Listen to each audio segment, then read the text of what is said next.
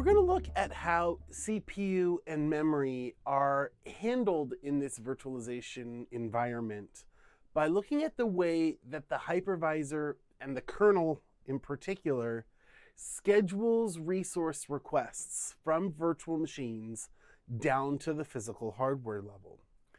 We're going to look at what happens when we have memory overcommitment, and in the event that there might be contention in the environment, we'll look at how the hypervisor itself handles some of those situations so that what might appear to be contention doesn't actually cause performance problems for ourselves.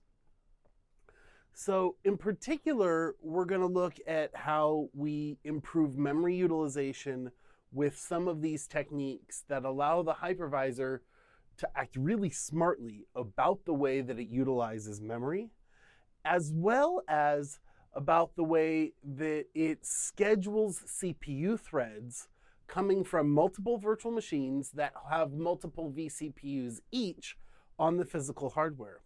We're also then going to look at how the hypervisor takes advantage of the CPU hyperthreading features that we find in today's current CPUs. Let's dive right in. First thing that we want to look at are the basics of memory virtualization. And I want you to look at this graph or this chart on the right-hand side, just the top of it. And if you will, think about how you would replace this virtual machine with the word physical machine in this particular graph. Let me see if I can get my mouse over here. All right, so let's cross that virtual machine out. Let's make that physical machine, okay? And this box then represents the physical machine. Now, when an operating system powers up, the operating system sees the physical resources that are available to it. In this case, we're talking about memory, okay? And it says, okay, applications, here's the chunk of memory I have to allocate to you. An application fires up, and the application says, hey, I need to consume some of this available memory. Now, what the application sees is a little bit different than what the operating system physically has to deal with, because the applications also have the nice functionality of this virtual memory environment that an operating system will create, which includes its swap mechanism or its pagefile.sys in the case of Windows, for example. So applications see this big, giant, contiguous chunk of memory, and it doesn't really worry about how much physical memory is available, right? It just sees this big chunk of contiguous memory because that's what the operating system displays to it, or that's what the operating system will offer to it. So an application simply sees, hey, I need this chunk of memory to be scheduled or placed in physical RAM. That memory is then handed off to the operating system to be then placed in physical memory, okay? The same thing holds true with every page of RAM that we have available or that is needed by an application. And that's all well and good. Excellent. Okay, so then let's bring back this idea of the virtual machine. Now, the virtual machine sees only the hardware complement that we as system administrators have allocated to the VM. So let's imagine now that I have an ESXi host with 1 terabyte of RAM. And we've given 8 gigabytes here to the virtual machine. The virtual machine sees 8 gigs of RAM. All well and good. Application requests a page of memory. The operating system says, hey, I've got 8 gigs of RAM. Let's place it in one of those physical pages. Now, the operating system, the guest OS, like Windows or Linux, believes it has 8 gigs of RAM. That's all it sees. Okay? We call this guest OS physical memory. It's not really physical memory. It's what we have displayed or allocated to the virtual machine. Now, at this point, there's a process that runs for every virtual machine within ESXi. That process is called the Virtual Machine Monitor. One of the great advantages to server virtualization is our ability to overcommit our resources. That is, to allocate more virtual resources to our VMs than we actually physically have. In this example, we're showing how we can allocate a total of 40 gigs of RAM to our virtual machines and have that RAM placed on an ESXi, have those virtual machines running on an ESXi host that only has a total of 32 gigs of RAM available to it. Why am I able to do this? Well, in most cases, when we allocate resources to a virtual machine, we don't consume 100% of those resources 100% of the time. So if across these 4 virtual machines that have 10 gigs of RAM each, if they only utilize 2 or 3 of that 10 gigs, then there's plenty of RAM to go around. If, on the other hand, all of these virtual machines utilize all 10 gigs of RAM, well, then we might have a problem. Then the ESXi host enters a state known as contention. Right? We have to, or ESXi has to, decide how to allocate these 32 gigs of RAM across these virtual machines. And what happens if a virtual machine makes a request for memory and there's no physical memory available? Well, there are a number of things that we can do here. But one of the guaranteed mechanisms is something called virtual swap. That is, when we power a virtual machine on an ESXi host, a VSWP file is created. And the size of the VSWP file for each VM is equal to the size of the memory allocation of each VM. So for VM1, we've got a 10 gig swap file. For VM2, we have a 10 gig swap file. For VM3, we have a 10 gig swap file. And for VM4, which is not currently powered on, but is off, there isn't a swap file. Swap files are created when a virtual machine is powered on, and they're deleted when a virtual machine is powered off. One thing of note, if there isn't enough space within the data store where your virtual machine is stored, if there isn't enough space to create this swap file, the virtual machine will not power on. Now, there are a couple of exceptions to this rule that we're going to be talking about in the next lesson. Okay, so this is the basic rule. Okay, you power on a virtual machine, swap file is created, the size of which is equal to the size of the memory allocation. Now, the memory allocation of a VM is not the only RAM that is required to run that VM. The virtual machine itself, after all, is an application running in ESXi. And that application, the VMX process, for example, itself requires a little bit of RAM. It's not a lot, it's just a little.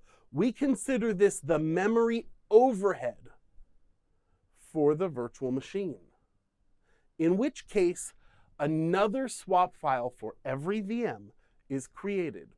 And that swap file we call the VMX.VSWP file.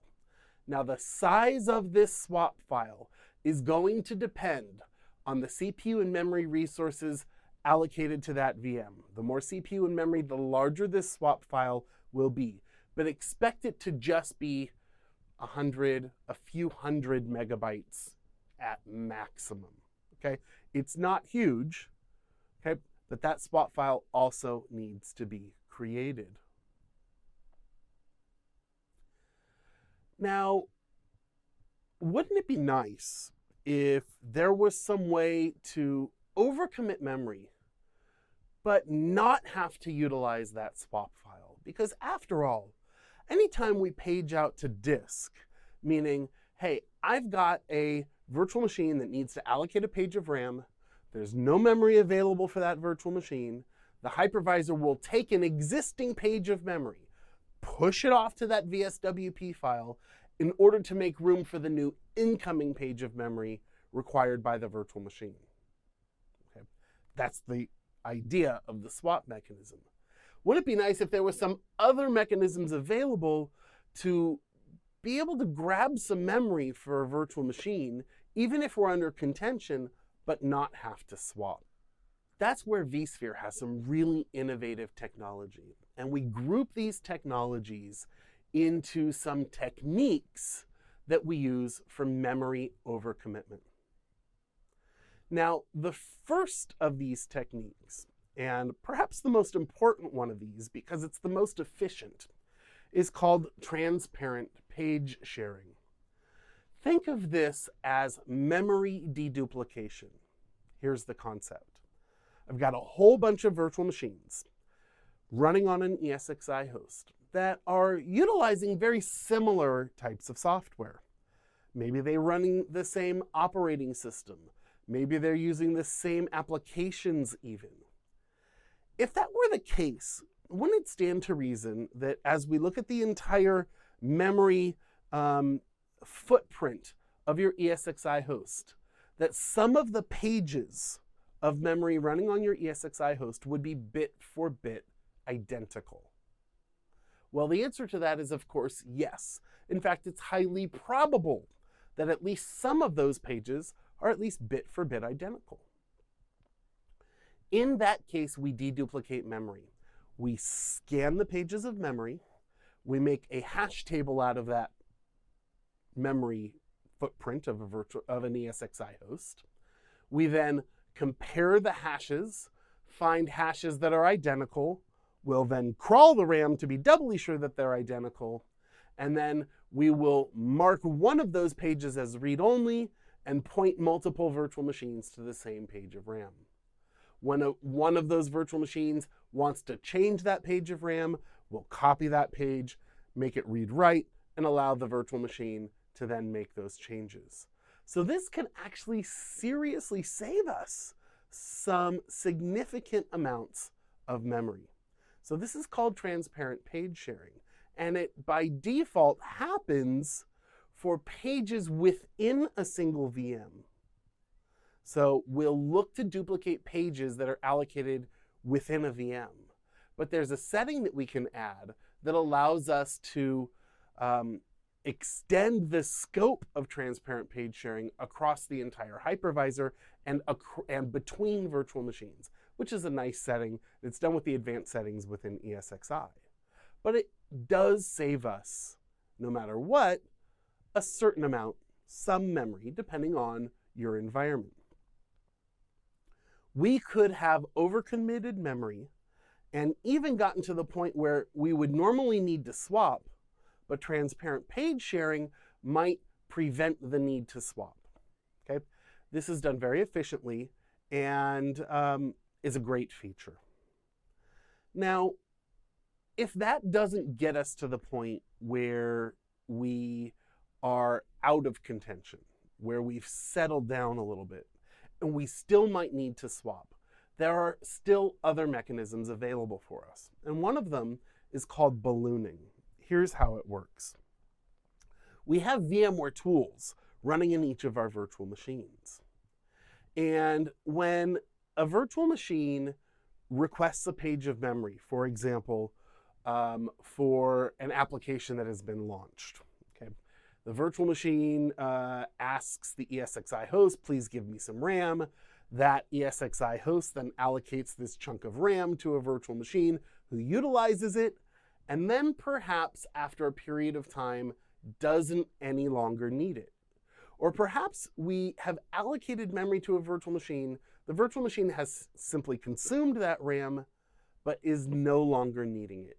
It goes into an area of guest OS RAM that we would either consider idle or free. In that case, if we are under contention on an ESXi host, ESXi can communicate with VMware Tools and ask that virtual machine through VMware Tools and something that we call the balloon driver for that memory back. Please, Mr. Virtual Machine, can I have some of this memory back? You're not utilizing it right now. Or even if you are utilizing it, we really need it for some other VMs. Please give it back. Well, that's a great thing because it's still faster than having to swap out to disk. So we call that ballooning. And we could have gotten into a situation very briefly where we're actually swapping, but the balloon driver can kick in and alleviate all of that memory pressure by borrowing from virtual machines that don't need the RAM anymore, giving it to other virtual machines that actually do. Now, at some point, ballooning isn't going to do the job either. And if we're still under memory contention, even after ballooning has occurred, we can actually compress some memory pages. So this is where we will then begin to look at the physical memory footprint of an ESXi host and attempt to take what are normally 2 megabyte memory pages, break them down into 4 kilobyte memory pages, and then compress those 4 kilobyte pages down to 2 kilobytes. If we're able to do that, we can, and we're compressing RAM, it utilizes a little bit of CPU to compress, obviously, but still faster than swapping, then we can get ourselves into a better situation. Now, the reality is that memory compression and swapping really kick in at right around the same time. So while compression can alleviate a little bit of that pressure, in all likelihood, you're also swapping at the same time. Now, swapping does harm performance in our virtual environment, right? If you have to swap in one virtual machine, in all likelihood, you're swapping on all of the virtual machines in your ESXi hosts, and you're seeing performance degradation. The best thing that you can do in that case is ensure that the physical storage infrastructure you're working with is as fast as possible. You can either put SSDs locally in each ESXi host for a reasonable amount of money, just pop an SSD in each host, or if your shared storage infrastructure is all solid state, well, then you're doing a great job with that. But if you are swapping on a regular basis, you should consider yourself short on that physical memory resource, and you need to consider adding more resources, either adding more physical ESXi hosts into a cluster, or simply adding RAM to your hosts. So that's all of the memory techniques that we have. And when we come back, we're going to continue this lesson by looking at some CPU techniques.